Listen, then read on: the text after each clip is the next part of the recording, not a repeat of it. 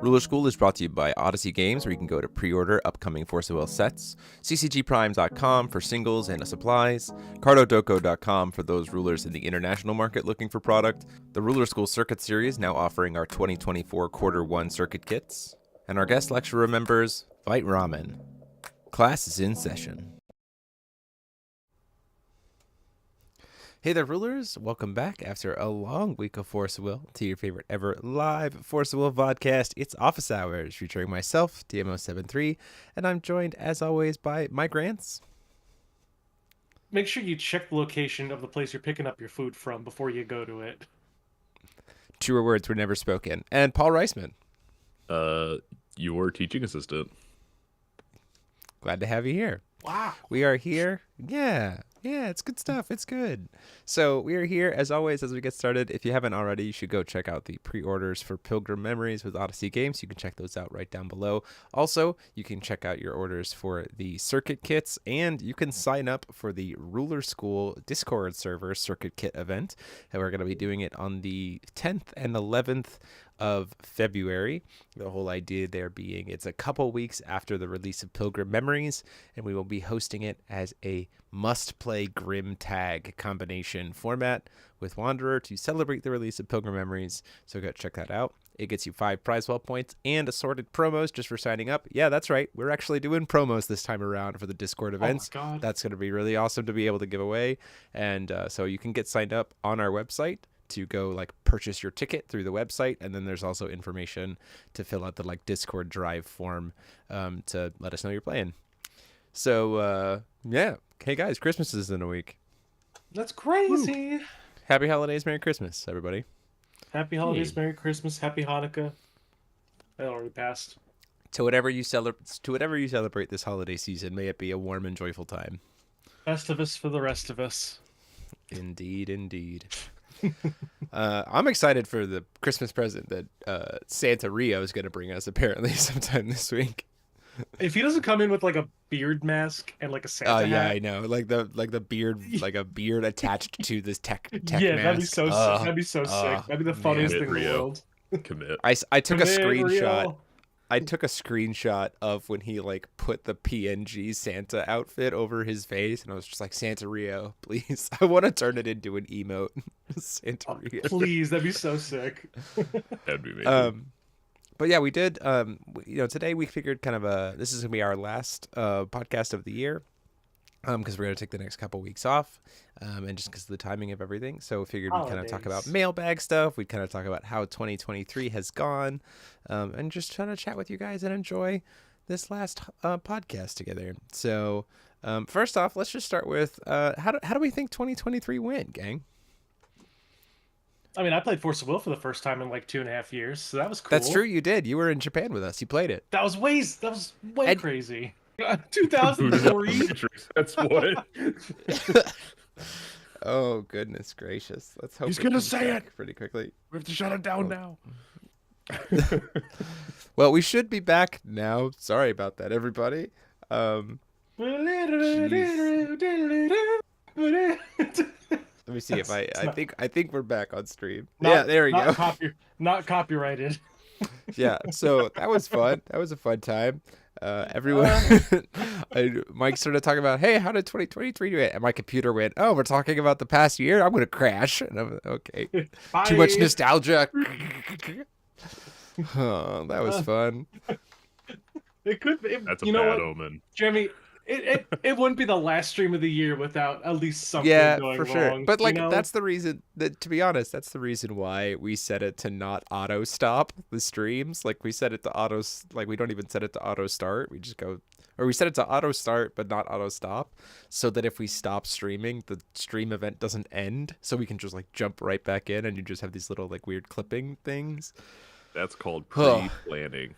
Hey, it's happened enough in the past before. Every computer, no matter how good, will sometimes just go, nah, screw you, and fall asleep. Oh my God. So anyway, how'd 2023 go? All right. Well, for the sake of not crashing Jeremy's computer, it went fine. Yeah. I played ABC for the first time, and I got to play a format without Moon Children in it, which was amazing. And now look at that, we're going into a format where there's only Moon Child. Yeah, yeah. Wow. This year was honestly, we saw a lot of really cool things happen this year. We saw the announcement of ABC, which was huge. We saw FowFest happen again, which was tons of Yeah. fun. We saw Worlds come back, which was huge. We saw just the launch of the new like official YouTube channel and all of the crazy work that they did with that. Pilgrim We saw Memories being revealed. Pilgrim Memories being announced. All of the idea, the concept of extension rules was created in this year, and like Pretty big year for that Force of was Will. yeah. We got people talking about us. Alpha Investments has done another video that's pretty positive. We got the MCO 40's collaborations with here. MCO 40 stuff. Yeah. Cyberknight 8610 did an unboxing of Force of Will today. That was pretty sweet. Like I'm just waiting. I'm just waiting for you guys to like get in touch with Lithium so we can go. Hey, yo, what's up, guys? yeah, listen. There's some pretty cool behind the scenes stuff that's launching for like 2024 that I'm working on. I think I can. It's pretty public, so I think I can talk about it. We talked about the idea of a progression series, but we would need to try to either find packs or find a digital pack opener. And we were like, no one's building it. I was wrong. Someone's building it. It's already built, and we're just giving them data. So a digital pack opener has been created to be part of Force of Wind, and it's being finalized, so we'll be able to actually do the progression series. Somebody call up Simu.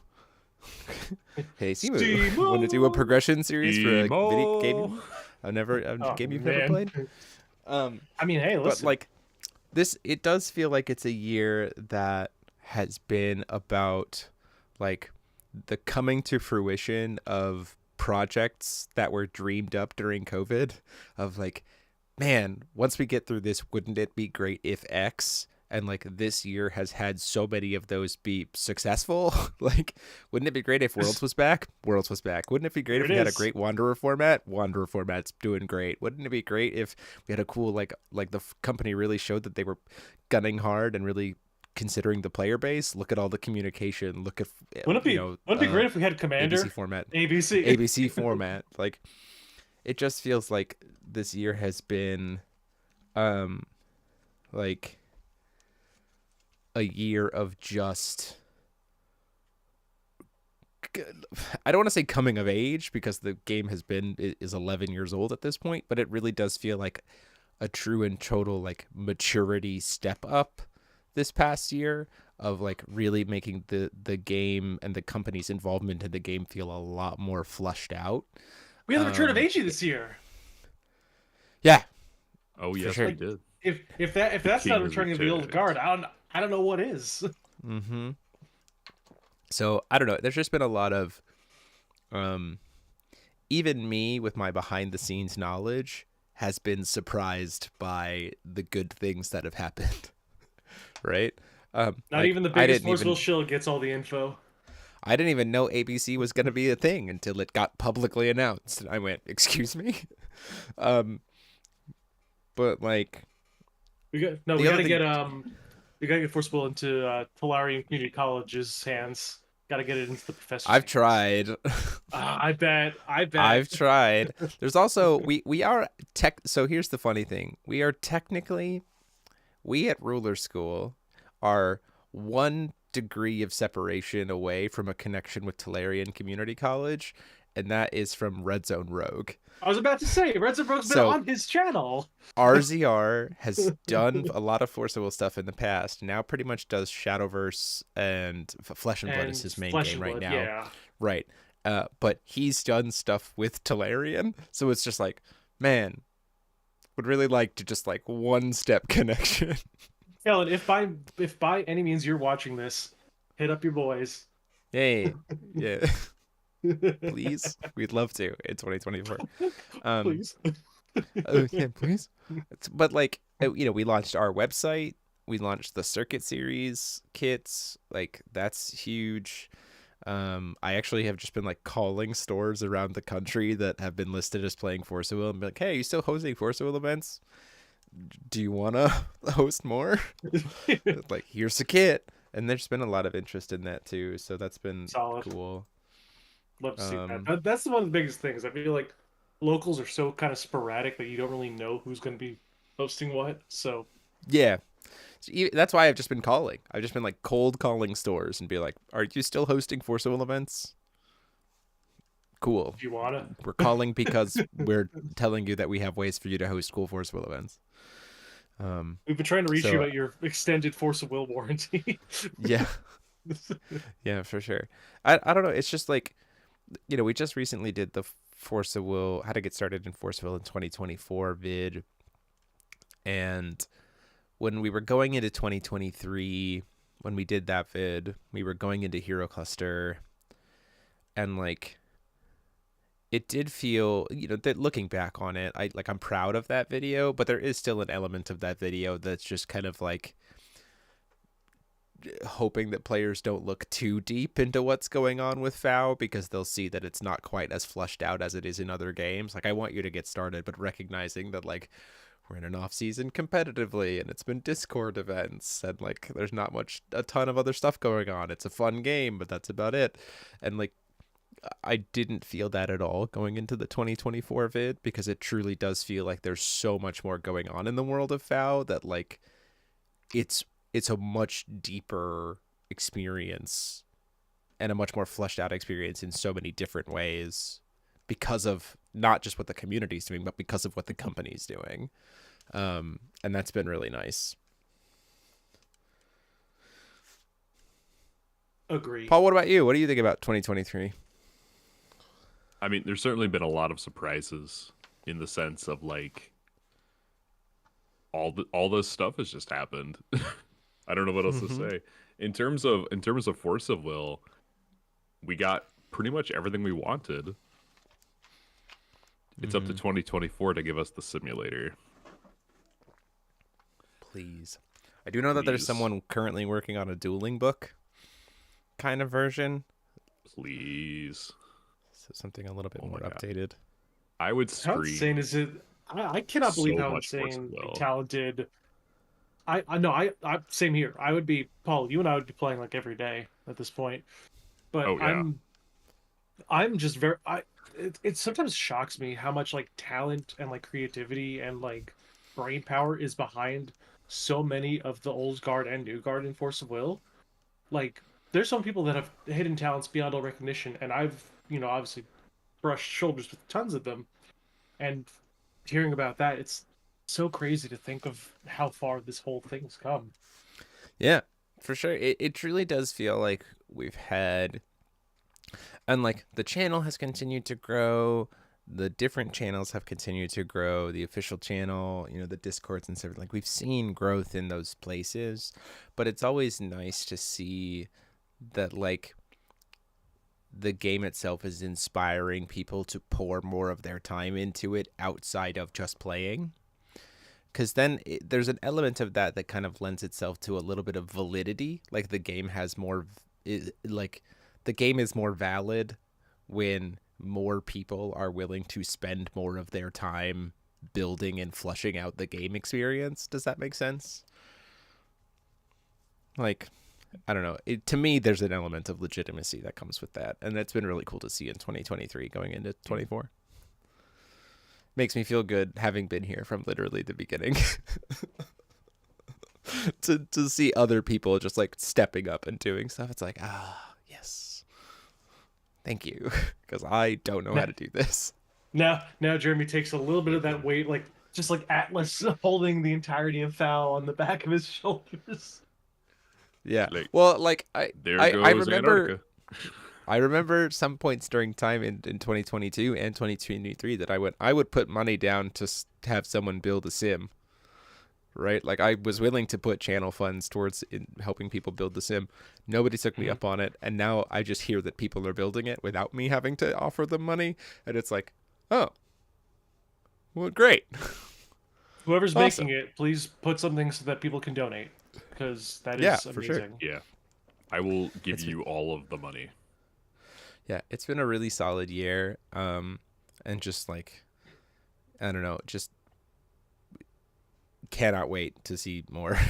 Like, cannot wait to do more, which has been really awesome. And that's just like in the community sense. Like, also gameplay wise, like over the course of ban list and new set and combo ban list and tweaks and everything else, like I've been playing the past few weeks at locals, and I've been playing like different decks, and I've been playing against order decks and tag decks and Moonchild decks and non-Moonchild decks and everything else.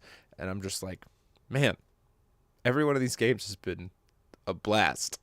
Like I have, even when I lose, it's been fun and close.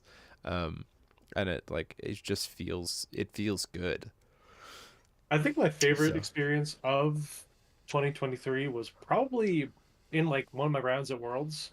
Like this is actually playing like constructed, not just ABC, where I was like watching somebody play Nyarla, and all their cards were in Chinese, and I didn't know what any of the cards did because I haven't played this game in 2 years.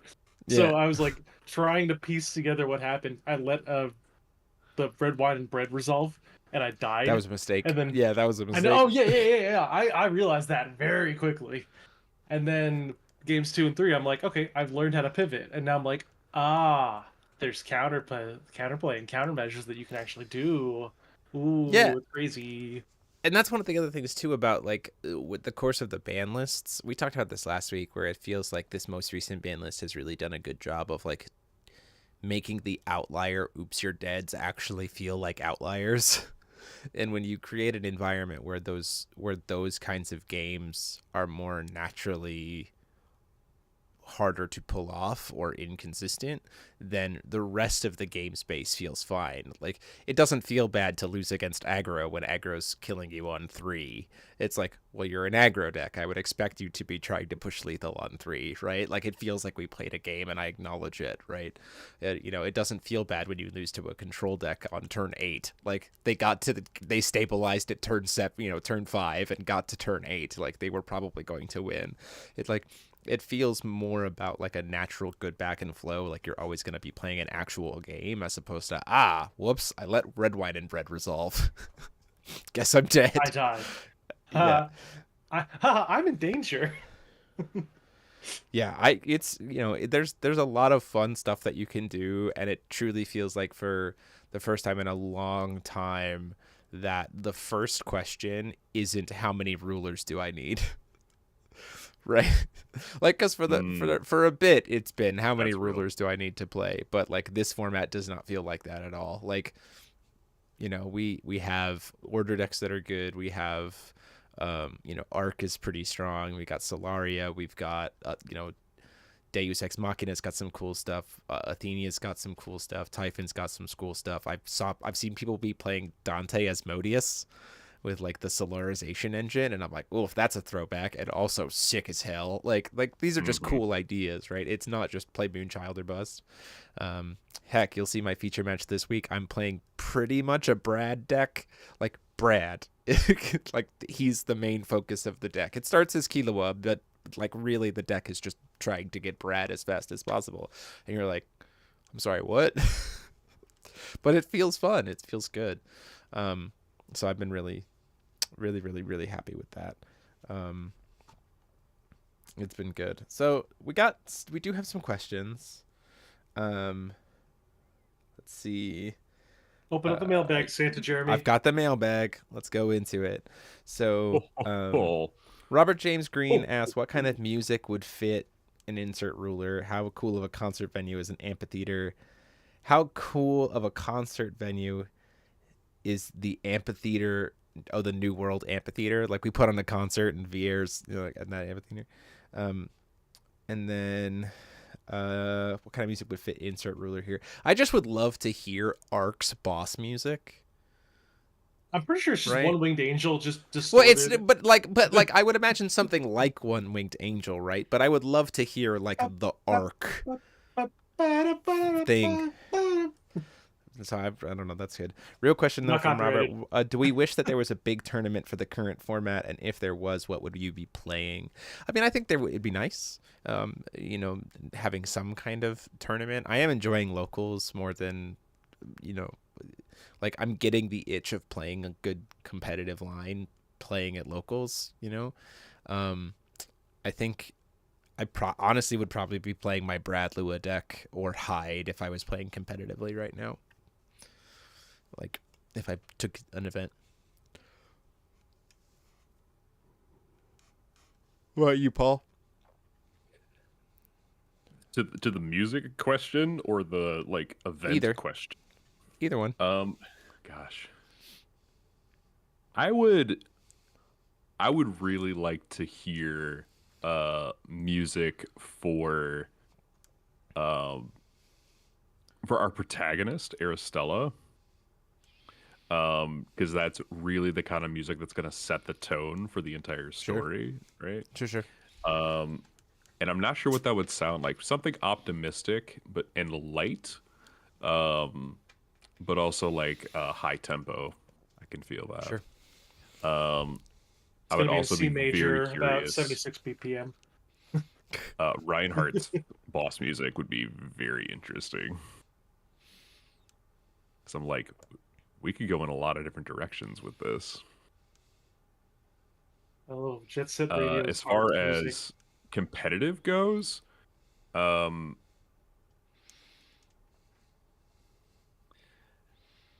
I don't play competitively, so probably just fair. I would probably just I would just enter with something fun, with the understanding that I'm probably not going to top, but I'm going to try and do something really interesting and practice my matches and try and do the best I can with the deck that I bring. So order Athenia. A game for fun? Crazy. What? Crazy. What? Paul's never played a game for fun. How dare you? Paul, yeah, never in his life. If I was playing competitively. Wow, the two of you are truly on a roll today. We are. We're doing it. We're just fighting for space. Mike, if you were to play a deck competitively, what would you play? I'd be playing Derek's Killua deck from Worlds. Because I don't think he can play that anymore. That deck doesn't have Phantasmal Ascendant in it anymore. I'll figure out a way. I don't even know. So you want to play Gas Killua? No, I don't want to play Gas. I want to play the one where it's like, I know what's wrong with it. It ain't got no gas in it. Oh, yeah, it's true. He was not playing Gas. Okay, yeah. No, but it was literally just like drop the big Dino Man and then just summon the Dino Man back, and that's like the coolest shit in the world. I love reanimating dinosaurs. I just want to make big thing on board, and I want to go and kill someone. Okay, that's fair. Next question we got. It's great. Was from CCG Prime. Will Jeremy ever bring back the gloves? The gloves are currently pinned to the board over there. Here's the real talk. I got those gloves. Those specific gloves. I had them made when I was 23. It's been a long time. My hands have grown. I actively cannot wear them for longer than about 15 minutes without my hands hurting because of how they fit me.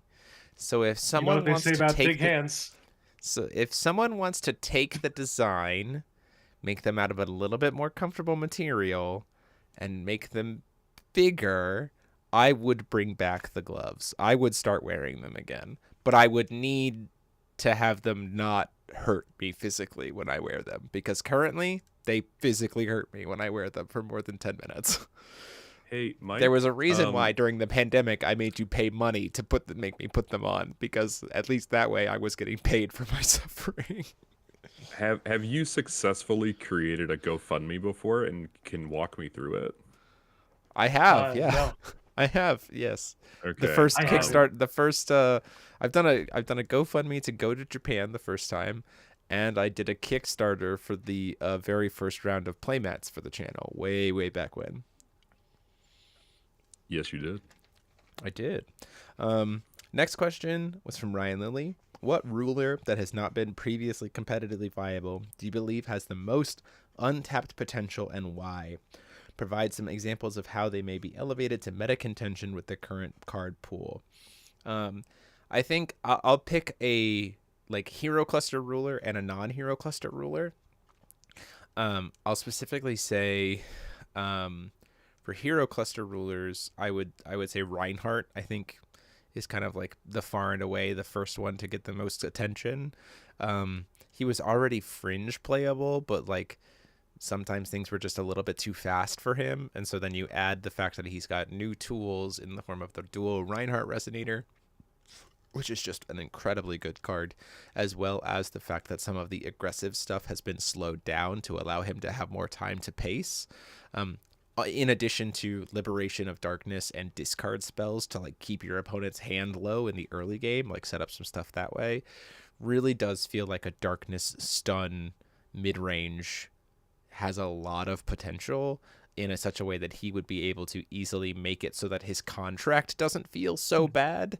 Because a big thing about his contract was like it was just so easy to disrupt, but now he has a lot more ways to rip his opponent's hands to shreds, thus protecting the one push in from the contract.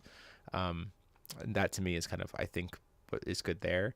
In terms of, I haven't seen his list, but Alejandro already started talking about it in his Patreon for only fowtcg. Deus Ex Machina, actually, Order Machina, has some pretty cool stuff there, particularly Replicant Deus Ex. When combined with Ordering and Oboe is disgusting. Also, here's the funniest thing I've ever seen, and I can't believe that it's viable. Playing the Vingolf 3 countdown stones intentionally to have Replicant Deus Ex Machina steal their counters and turn them into +1/+1 counters. That's fun. That's insane. Like, I had that done to me by a person I played with online, and it was just like, are you kidding me that that's what just happened? I'm floored by the fact that that is what happened to me. It was truly like, did not see it coming, would not have thought to play that line. Casey Madden is a mad lad, and it was so cool to have it done. I was like, wow, we found a use for these stones. So I just think there's, like, again, more tools to be utilized there, in a cool way. I'm gonna make a huge push. Sure. That Wolfgang 1 is untapped. Sure. Are you talking about OTK Wolfgang? You don't play it as an OTK deck. You play OTK in it, but you play it as a control deck. Very importantly, the game has slowed down a little bit.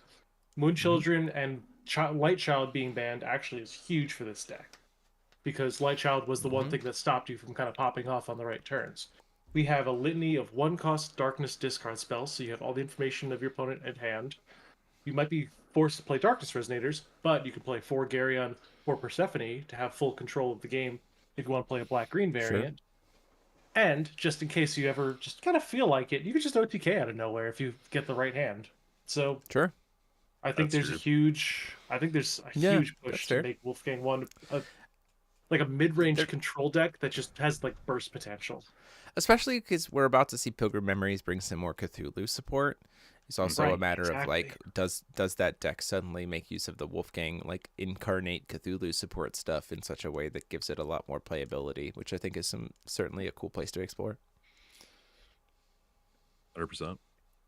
If I had to pick one from Hero Cluster, I would probably say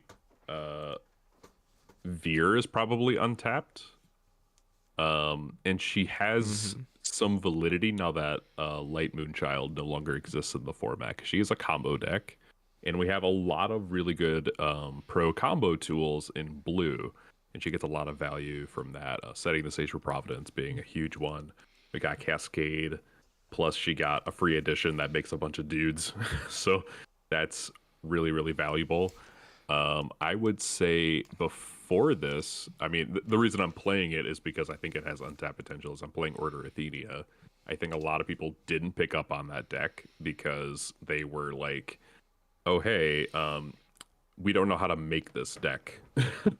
And understandably, the support for her is like very wide, and sometimes it doesn't even seem like it gels together. But she's got a lot of different she's got like several different toolboxes she can dip into. There's an infinite with her that I've put on the channel before, and I've even made a graphic about it. But as we just continue to go into the future, she's black and green for the most part, so she's got a lot of the best cards in the game, and that is untapped in my opinion. We're just waiting for the time in which she rises. So yeah, for sure. Yeah. A lot of cool space to explore in this format, and it's going to be interesting to see exactly how that gets further boosted with Pilgrim Memories and any further changes to the ban list. It feels like there's a world to me, whereas we've joked about like, oh, is this the next golden age? Is this the next golden age? Blah, blah, blah, blah. But like this almost feels like it's an era that's like better than golden age. Because we talk about Golden Forcible Age. Renaissance. Yeah, Forcible Renaissance for sure. Because like Golden Age was good, but Golden Age was like 5 decks, right? It was Fox without being insane. No, it was before Fox, right? So it was like Black Blue Valentina, Elves, Gwyber stuff, Allosaurus, like Lumia Flicker, and like one more that I can't remember. But like that was still only like 4 decks, like 4 or 5 decks, and cool. There was a lot of cool matchups and like the gameplay. But if you look at what Golden Age was, it was the reason why people called it Golden Age is because you had a variety of different styles of decks that could be played, and that there was a lot of them, and they had intermingled matchups, and the games, regardless of matchup, felt like real games. And I look at what the current environment feels like, and it's a lot of different decks with a lot of different play styles, utilizing a lot of different cards that are all very viable and have unique matchups that aren't super polarized and come down to actual real games. Like, you know what I mean? So it does feel like this is the truest and closest we've been to that same kind of Golden Age like format set. And with Pilgrim Memories coming out and everything else, it's just really nice to explore that space again. So there's a lot of cool stuff to be done there. Another question here from Alan Wantroba. Do you think we will see the last, or at least for a while, of rulers with non-judgment abilities? Yes. I believe next cluster. I believe next cluster we're going back to judgment as a whole. Maybe still the occasional contract. Maybe the occasional contract kind of concept, or everything else. I don't think we'll ever see orders again. I think those have kind of had their time. Like lore wise, but I do feel like we're returning lore mechanically wise to the era of back to judgment. And I feel like I'd be surprised if they didn't like splash in orders and contracts in like certain scenarios here and there. Yeah, like I guess I should say like I wouldn't be I guess I would say I wouldn't be surprised if we saw orders and contracts again in the future. But I don't think they would be cluster thematic. Like, this cluster is orders. This cluster is contracts. I think it would be like judgment, judgment, judgment, judgment. This one's special. It's an order ruler. This one's special. It's a contract ruler. Right? That kind of thing. So like a Ragnarok situation. Yeah. Yeah. Like a one-off kind of a thing every couple of sets. Yeah, which I'm fine with. I think that's cool. Like, let's go back to what made the game its thing, but let's not completely abandon these concepts from before. Like, we can still see them every once in a while, just not all the time. And I think that's a fine place to put it.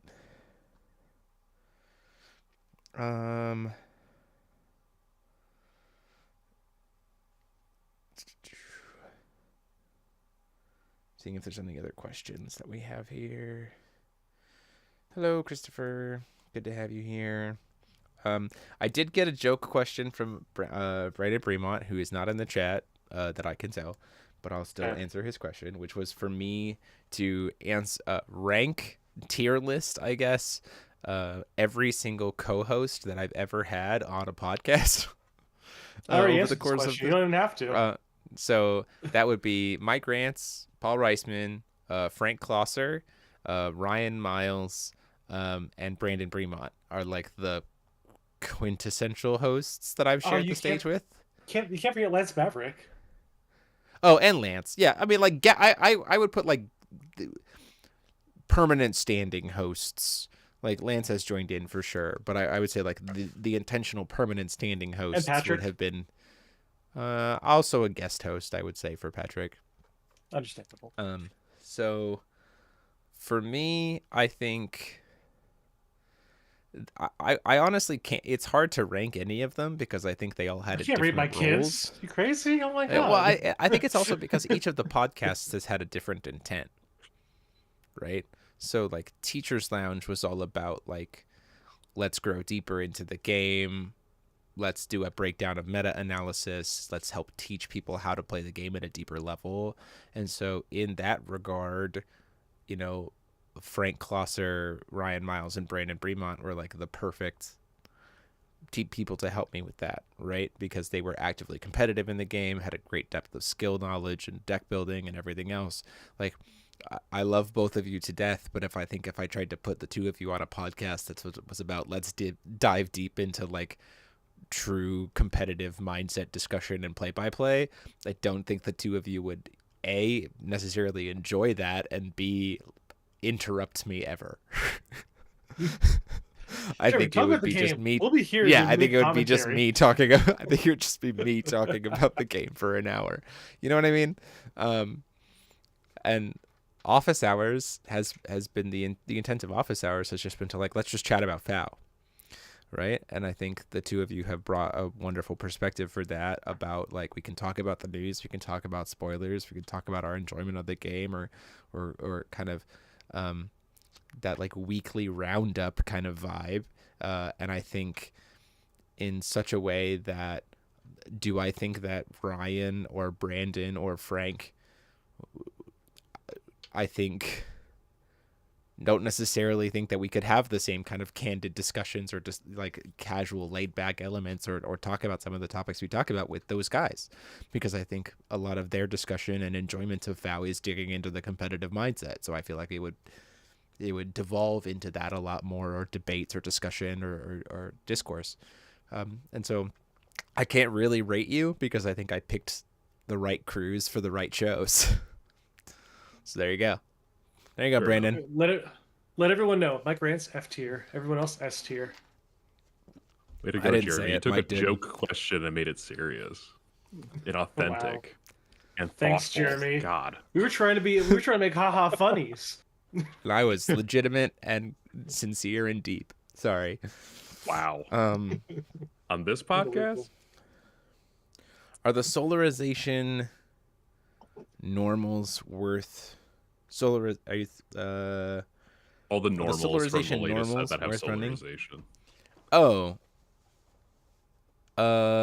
Is Cascade a normal? Yeah.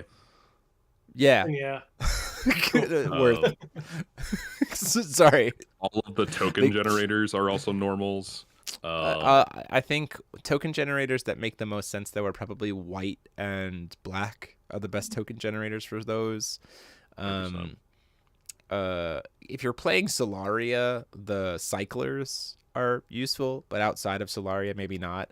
I think there's a world where the cyclers might be useful for order decks, but you have to also be playing like the matching.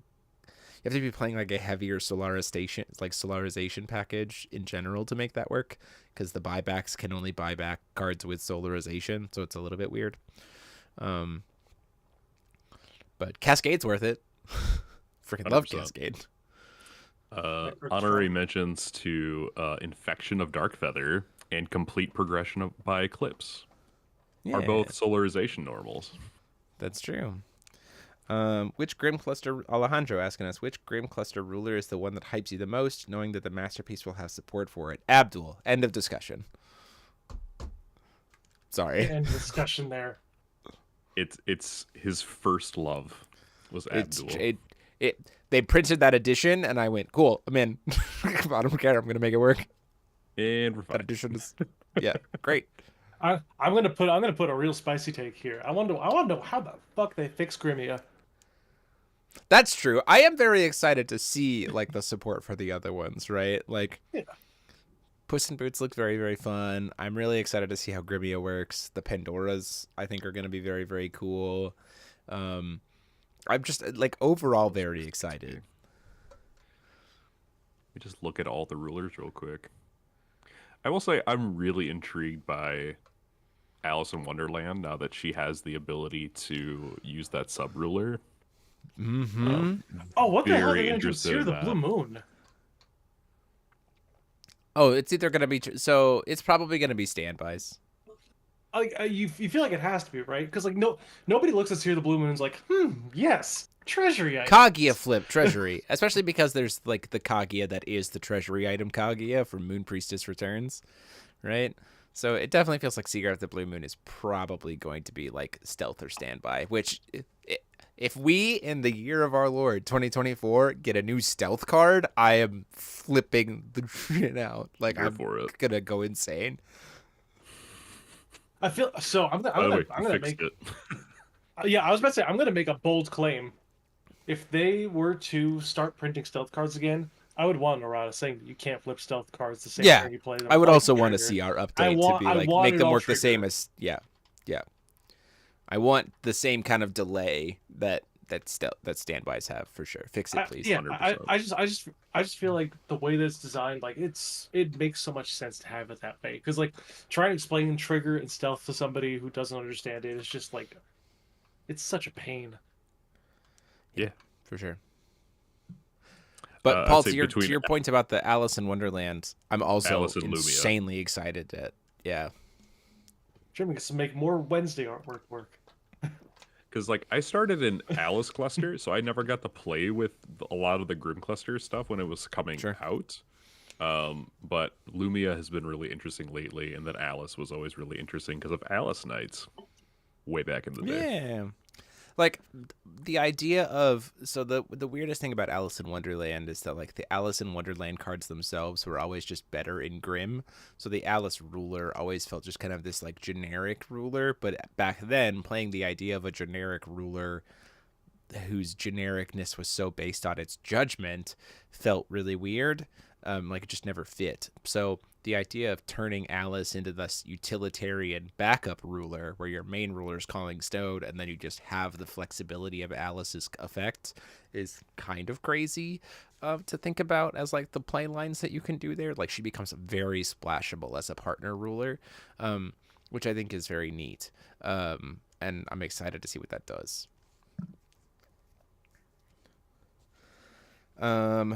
2-pin, do I think Solarization will keep happening, or will it just be for this set? I think it's just for this set. I think the Solarization mechanic is very lore driven by the fact that we're at Solaris and Aristella's gonna beat the shit out of Ark, and then we're gonna be done, and then we're gonna move on. Yeah, I'm surprised they didn't go with a little more of like a general keyword to it rather than Solarization. Like it feels like the design of the mechanic is very much like it feels like something that could be like codified and become like sort of deciduous. It could, but I'm also okay with it not. Yeah. Because it does feel like it is kind of the mechanic of this set's rulers, right? As opposed to just we've added a permanent way to play the game, which I'm okay with. Yeah. Like the liberations are kind of the closest part to like a generic Solarization in that sense, and like I'm kind of okay with that extent, or things like the additions, right? Like Cascade. Or Cascade's a good card. Good card. Chris, which water ruler is Paul excited for with the coming of Pilgrim Memories? Technically, it's Alice. But in my head, Alice is a 5-color ruler. Yeah. Rigby, you want to say hi to chat? Hello. Hi, baby boy. Can we get Kiki's in the chat for the cat? Yeah, Kiki's in the chat. He didn't like being held too long. Very sad. Greg, Robert Green asks, when we get to the new cluster, do you want new characters or visit old characters for this cluster? I'd like a blend of both. I really liked this idea of like the main characters being new, but allowed to revisit the supporting roster of older characters, right?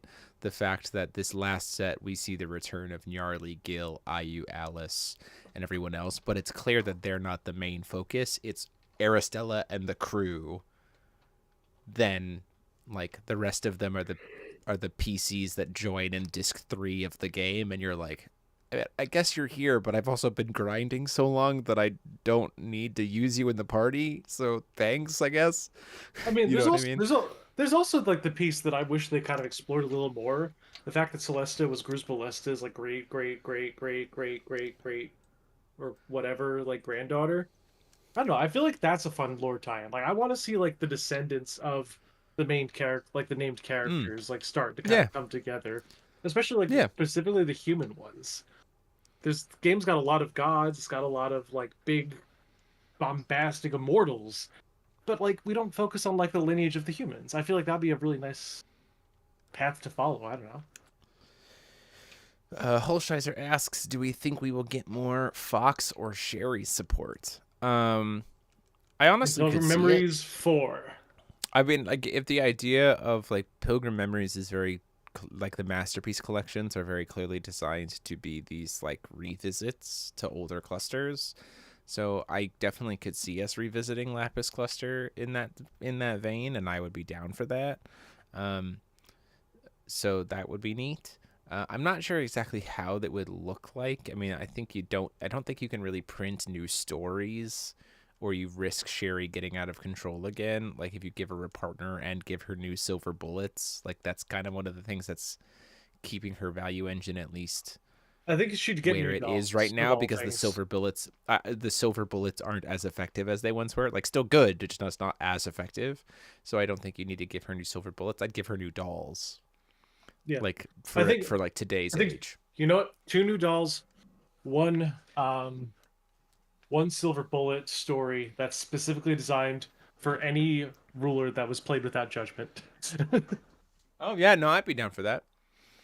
I would be open to down for like a generically good, solid story, and then like 2 new dolls to actually make some of the older support worth it. I'm thinking something more akin to Approaching the Truth, right? Because like as of right now with Sherry, you don't run any silver bullets for the most part. You just there's no reason to. Or just more legend. And with Fox, it's just another Chimera. Yeah. It's just new Chimera with Fox, and like new ways to make him be able to find killing stones. Mm-hmm. Yeah, that's all true. Like just give him more ways to like continue his, like, because like giving Fox a partner ruler, like just that in and of itself is a big boost to Fox, because it lets him play on curve. So giving him more ways to like make sure that he gets killing stone live faster. Either that, or he has like an extension rule that lets you at the beginning of the game search your stone deck, put a stone on top of it, killing stone, something like or that. Even like a resonator that could be treated as killing stone. That'd be neat. Something like that, pretty cool. Right? Where it's like if I could sack the stone, or I could sack this dude, like something like that, right? Like those are things that I could see, and plus like 1 new Chimera, because like Griffin is still busted, Chimera, like Manticore is still cracked, and Ahmed is still insane. Like when you consider like the instant speed nature of a Fox, they're gonna make an 8-drop next. I guarantee it. You gotta keep going up. Let's go. I talked about the idea of like a 10 cost like 25 vanilla Chimera, like just a Chimera that's just like a big old chungus, and it's just like poof, here you go. Speak more, Jimmy. Barrier boy. No, we've printed 7 cost 40/40s. Just make it a general 10 cost 40/40 Chimera. Yeah, for sure. 100%. Instant speed, whatever. Yeah, put it in at your opponent's end step and say answer it or die, and then they answer it. You go, that's fair. That's fine. Back to the character question. I also want a blend, but I want more cards that give us interactions between characters, so we get more of a sense of like, how does this gigantic cast of like 50 plus characters see one another and interact with one another? I just want character development, right? That's all I want. For sure. To kind of get back, we'll do time stuff. No more time stuff. Mamu TCG says Tigris extension rule when? Soon. Memories 4, probably. Yeah. Robert Green, as I am a fan of tribal decks, is there a race you want more support for, or any new race to be added to the game? Fruit. Elves. A new race to add would be goblins. I don't think I ever want to add goblins to this game. And I Fruit. think the reason why I don't ever want goblins is because goblins is such a prolific race in Magic. Right? So it just I like them. I like goblins. They don't really fit in the world of FOW in general in terms of like the lore of this point, and I just don't want to be like, well, we needed to add a new race, so let's go goblin, right? I don't know. It just feels like a kind of a cop out to me. Oh, hang on. Nope. I've got my answer for this question. For a race that I would like to see more flushed out, I would love to revisit Dark Elves. I think it's like it was a race that had a really cool, unique archetype, and I think in this day and age, when we have such cool life point manipulation stuff and the concepts of things like revenge and everything else, like I think there's a world where we could revisit Dark Elves, and have some fun with it.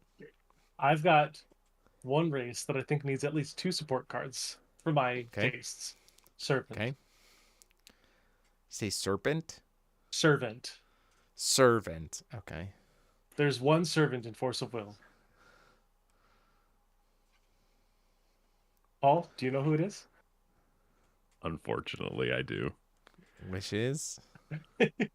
Martha Lipponen, aka Prego Lady. Oh gosh. We need more preggers. No. Please stop.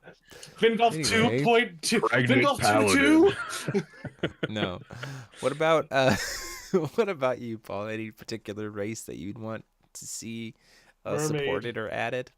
I mean, besides mermaids, okay. I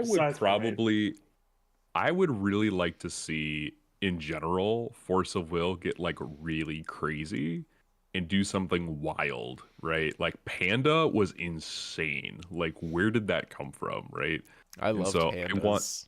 I really want something out of left field for that. I don't know even what that could be. Like pandas were so random and so fun and instantly became a fan favorite. I would like to see a dedicated pirate tribal. Ooh, because I think that makes a lot of sense for a tribal deck. Wait, and we're already Hook, right? Yeah, I was about to say, can we functional run a Hook to be a pirate? I would be down for pirates. I'd be down for pirates for sure. Yeah, pirates would be really cool. We have ninjas already, so like pirates just seems like another. When do we get robots? We can get pirate ninja robot, the coolest forceful card ever. Pirate ninja robot. Absolutely. That sounds like Robot Pirate Island, doesn't it? Yeah, for sure. I would be okay with goblins if they did something fresh with it. Like, I don't want like mischievous little dudes in fire doing things, right? I want like goblins in like I want something like weird. Like I want blue goblins that are like little tinkerers or something. Like right? artificer goblins. Kind of thing. Goblins would be really cool. Something like that. Yeah, Gunslinger Otaku, I'm gonna make your dream come true already. We have yokai. We have Shikigami too. Like I feel like Shikigami just fits that. Yeah, that would be cool. Yeah, we get some more of those. Yokai Festival. Yokai. We do have Yokai Festival, that's right.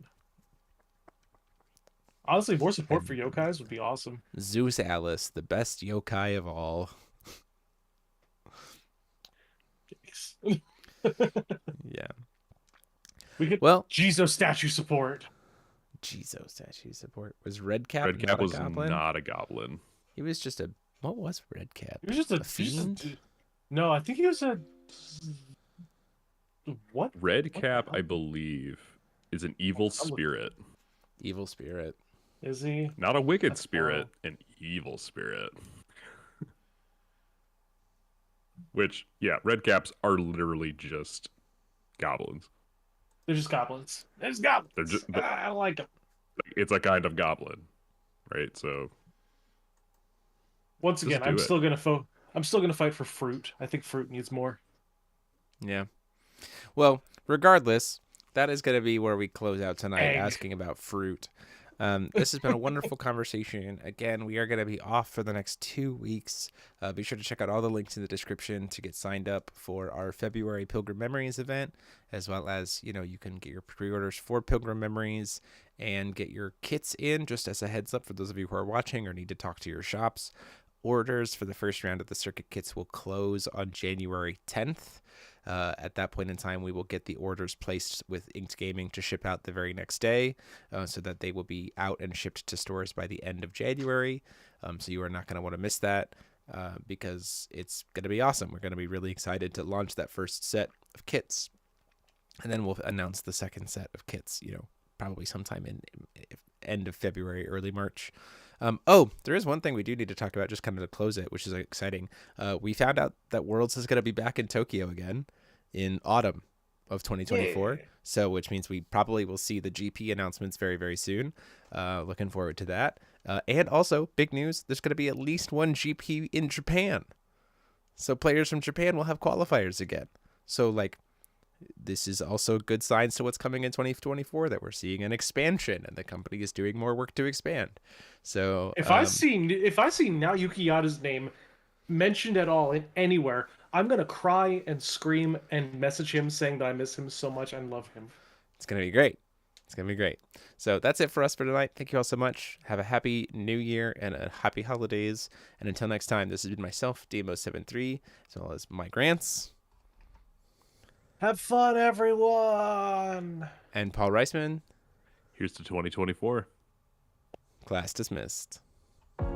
Bye!